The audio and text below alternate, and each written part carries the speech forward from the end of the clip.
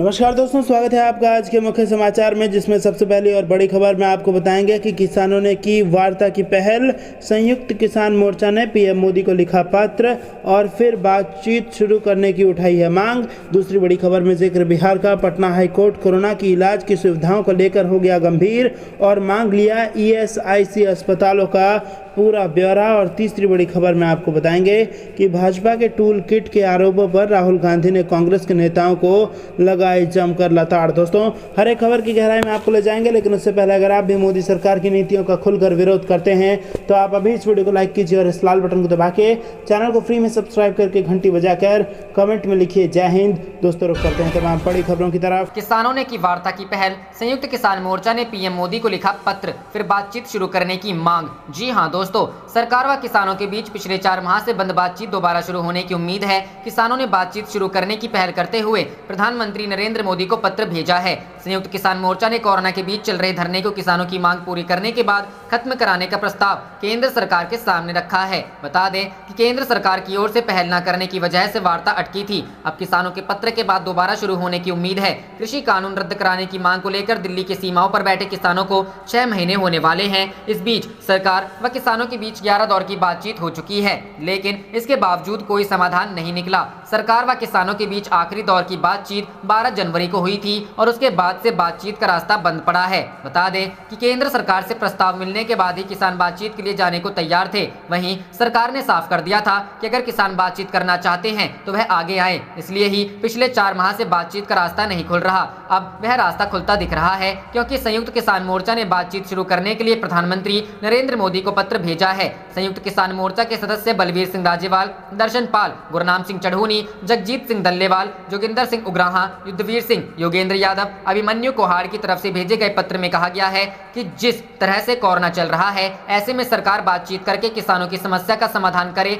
तो वह आराम से अपने घर चले जाएंगे। इसके साथ ही शर्त रखी गई है कि सरकार तीनों कृषि कानूनों को रद्द करे और फसलों की खरीद के लिए एमएसपी का कानून बनाए। किसान नेताओं का कहना है कि विश्व के सबसे बड़े लोकतंत्र होने के नाते सरकार को बड़ा दिल करके किसानों की मांगों पर विचार करना चाहिए। इसके साथ ही सरकार से गाँव में संक्रमण को फैलने से रोकने के प्रभावी कदम उठाए जाने की मांग की गई है। रुख करते हैं अगली खबर की तरफ। पटना हाईकोर्ट कोरोना इलाज की सुविधाओं को लेकर गंभीर, मांगा ईएसआईसी अस्पताल का पूरा ब्यौरा। जी हां दोस्तों, पटना हाईकोर्ट ने राज्य में कोरोना महामारी से संबंधित जनहित याचिकाओं पर सुनवाई करते हुए बिहटा स्थित ईएसआईसी अस्पताल का पूरा ब्यौरा मांगा है। इसके लिए चीफ जस्टिस संजय करोल की खंडपीठ ने राज्य सरकार के नोडल अधिकारी से वहां उपलब्ध सुविधाओं की जानकारी देने का निर्देश दिया है। कोर्ट ने उनसे डॉक्टर, स्टाफ, ऑक्सीजन, बेड, दवा व अन्य सुविधाओं का पूरा ब्यौरा मांगा है। इसके अलावा ईएसआईसी अस्पताल की ओर हलफनामा दायर कर बताया गया कि कोरोना मरीजों के इलाज के लिए सुविधाओं की कमी है। डॉक्टरों की एक टीम ने 29-30 अप्रैल 2021 को अस्पताल का निरीक्षण किया था। उन्होंने बताया कि आवश्यक सुविधाओं के उपलब्ध नहीं होने से कोरोना मरीजों के इलाज में परेशानी हो रही है। 25 अप्रैल से डॉक्टर यहां मौजूद हैं, लेकिन सुविधाएं न होने पर वो इलाज नहीं कर पा रहे हैं। वहीं पीएमसीएच अस्पताल में सफाई व्यवस्था को लेकर कोर्ट ने सवाल किए, जिस पर कोर्ट को बताया गया कि सफाई कर्मियों की बहुत कमी है। अस्पताल को सफाई व्यवस्था के लिए आउटसोर्सिंग पर निर्भर रहना पड़ता है। प्रशिक्षित सफाई कर्मियों की भारी कमी है। इसके अलावा कोर्ट ने राज्य सरकार से पूछा है कि अभी तक पटना के मेदांता अस्पताल में कोरोना मरीजों के लिए इलाज की व्यवस्था शुरू की गई है या नहीं। इस मामले पर अगली सुनवाई 25 मई को होगी। रुख करते हैं अगली खबर की तरफ। बीजेपी के टूल किट के आरोपों पर राहुल गांधी ने कांग्रेस के नेताओं से क्या कहा, जाने। जी हां दोस्तों, एक टूल किट को लेकर भारतीय जनता पार्टी के नेताओं द्वारा आरोप लगाए जाने पर कांग्रेस ने जवाब दिया है। यूथ कांग्रेस के अध्यक्ष वीवी श्रीनिवास ने कहा, हमारे नेशनल एग्जीक्यूटिव में राहुल गांधी ने कहा कि महामारी आने वाली है, तैयार रहना होगा। कौन क्या कह रहा है हम उस पर ध्यान नहीं देते। कौन क्या टूल किट ला रहा है उससे हमें कोई मतलब नहीं है। लोग अपने लोगों को खो रहे हैं। कोरोना महामारी गांव-गांव तक फैल रही है। वैक्सीनेशन ही इसका समाधान है। उनके पास स्मार्टफोन नहीं है, उनको एनरोल करेंगे। वहीं पार्टी प्रवक्ता पवन खेड़ा ने कहा, राजीव गांधी 21वीं सदी के दरवाजे पर भारत को लेकर आए। आज उनकी याद में हम सेवा मुहिम चला रहे हैं। जब से पैंडेमिक चल रहा है, हमारे यूथ कांग्रेस, सेवा दल, महिला कांग्रेस काम कर रहे हैं। कांग्रेस अध्यक्ष ने बार बार पत्र लिखकर सहयोग देने की बात कही। आज आरोप का दिन नहीं है। पहले लोग पूछते थे विपक्ष कहां है, आज लोग पूछ रहे हैं सरकार कहां है। सरकार सिर्फ एक काम में मशगूल रही कि कैसे विपक्ष को बदनाम करना है। उन्होंने कहा, सत्ताधारी दल को प्रधानमंत्री को नकली छवि बचाने की पड़ी है। आज तो पूरे विश्व ने देख लिया। हमें तो अफसोस होता है, खुशी नहीं होती। हमारे प्रधानमंत्री की ऐसी छवि बन रही है। सोनिया गांधी ने 13 लोगों की एक टास्क फोर्स गुलाम नबी आज़ाद की अध्यक्षता में बनाई। इस टास्क फोर्स ने सभी पीसीसी से बात की। अभी तक हमने 1600 एम्बुलेंस दी है, 1 लाख बेड लोगों को मुहैया करवाया, 15 लाख होम आइसोलेशन किट मुहैया कराया गया, 90,000 टेली काउंसलिंग सुने गए और राहत दी गई, 8,000 प्लाज्मा डोनेट किए गए। कांग्रेस नेता केसी वेणुगोपाल ने कहा, आज से 30 साल पहले राजीव गांधी की हत्या कर दी गई, लेकिन 21वीं सदी के लिए उन्होंने जो सपना देखा था वो आज भी जारी है। आज हम इस मौके पर लोगों की सेवा की शपथ लेते हैं। कांग्रेस अध्यक्ष ने कोविड राहत के लिए गुलाम नबी आज़ाद की अध्यक्षता में राहत कार्य की समीक्षा कर रही है। सभी राज्यों के महासचिव, प्रभारी और प्रदेश अध्यक्षों से टास्क फोर्स लगातार बात कर रही है। हम लोगों ने सरकार को समय समय सुझाव दिए हैं, लेकिन जब कांग्रेस के कार्यकर्ता लोगों की मदद कर रहे थे तब बीजेपी फेक कंटेंट बनाकर कांग्रेस के नेताओं को बदनाम करने की कोशिश कर रही है। मैं बीजेपी के अध्यक्ष से कार्रवाई की मांग करता हूं, लेकिन जब वो खुद ही इसमें शामिल है तो क्या। रुख करते हैं अगली खबर की तरफ। इस राज्य में भाजपा का तेजी से उड़ रहे हैं उसके कैडर, 100 पंचायतों से सत्ता गंवाने का डर। जी हां दोस्तों, पिछले महीने स्वायत्त जिला परिषद चुनाव हारने के बाद सत्तारूढ़ भारतीय जनता पार्टी के बड़े पैमाने पर कैडरों का आदिवासी क्षेत्रों में पंचायतों और ग्राम समितियों को छोड़ना जारी है। एडीसी क्षेत्र की बड़ी संख्या में ग्राम समितियों पर TIPRA म्योथा के कब्जा था। वे भाजपा और IPFT की नामित परिषद से हट रहे हैं। इसी तरह राज्य में सरकार बनने के तुरंत बाद भाजपा द्वारा निर्विरोध जीती गई 3 त्रिस्तरीय पंचायतें राज्य भर में विश्वास मत खो रही है। पुलिस रिपोर्ट में कहा, लगभग 100 पंचायत और पंचायत समितियां जिन्हें बिना चुनाव के भाजपा ने जीती, अब अविश्वास की वजह से गंवा रही है। TIPRA म्योथा ने एडीसी जीतने के बाद ग्राम समितियों पर भी कब्जा कर लिया गया था। सत्तारूढ़ भाजपा और IPFT विधायक और मंत्री अब आदिवासी क्षेत्रों का दौरा करने की हिम्मत जुटा रहे हैं।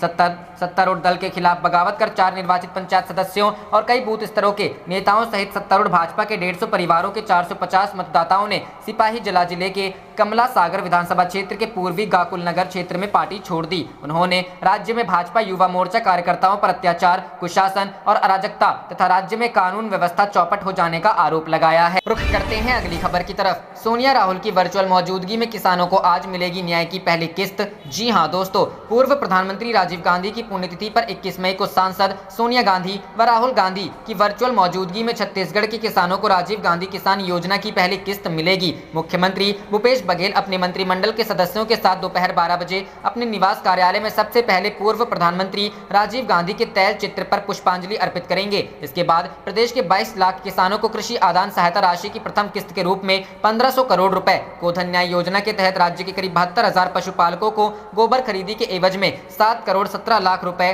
और गौठान समितियों व महिलाओं स्व सहायता समूहों को 3.6 करोड़ रुपए की राशि उनके खातों में ऑनलाइन अंतरित करेंगे। इस कार्यक्रम में जिलों में सांसद, विधायक, अन्य जनप्रतिनिधि, किसान और पशुपालक भी वीडियो कॉन्फ्रेंसिंग के जरिए जुड़ेंगे। रुख करते हैं अगली खबर की तरफ। आंदोलनकारी किसानों के एक गुट की अपील, कोरोना संकट तक टाले आंदोलन, किसानों का जा रही जान। जी हां दोस्तों, देश इस वक्त कोरोना वायरस की दूसरी लहर का सामना कर रहा है। इस महामारी के बीच भी दिल्ली की सीमाओं पर हजारों की संख्या में किसान अभी भी कृषि कानूनों को रद्द करने की मांग को लेकर बैठे हुए हैं। लेकिन इन्हीं किसान संगठनों में से एक भारतीय किसान यूनियन ने अपील की है कि किसानों को कोरोना संकट तक अपने आंदोलन को टाल देना चाहिए। समाचार एजेंसी PTI के मुताबिक भारतीय किसान यूनियन के प्रवक्ता भोपाल सिंह का कहना है कि कृषि कानूनों के खिलाफ जारी हमारे आंदोलन को कोरोना संकट के बाद किया जा सकता है, लेकिन जब तक महामारी है इसे टाल देना चाहिए। बुधवार को 2 किसानों की हुई मौत। भोपाल सिंह ने कहा कि संयुक्त किसान मोर्चा का हिस्सा होने के नाते मैं सभी किसानों से आंदोलन टालने की अपील करता हूं। जब कोरोना संकट कम होगा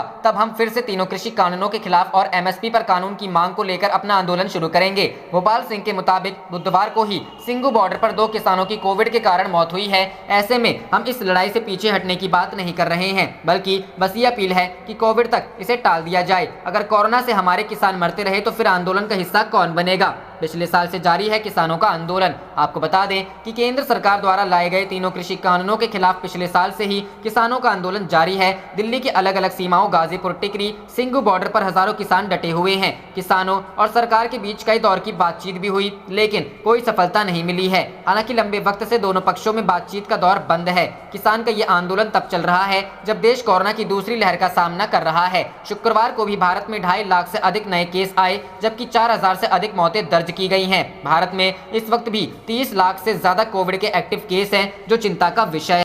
चलते हैं अगली खबर की तरफ। बीपीएससी रिजल्ट को लेकर तेजस्वी ने सीएम नीतीश को घेरा, कहा युवाओं के भविष्य के साथ खेल रही सरकार। जी हां दोस्तों, कोरोना में बिहार में आरजेडी नीतीश सरकार को घेरने का कोई भी मौका नहीं छोड़ना चाहती है। इसी कड़ी में एक बार फिर से तेजस्वी यादव ने नीतीश सरकार पर हमला बोला है। उन्होंने ट्वीट करके नीतीश कुमार पर सेटिंग गेटिंग करने का आरोप लगाया है। आप देख रहे थे आपका अपना चैनल जय हिंद जय भारत।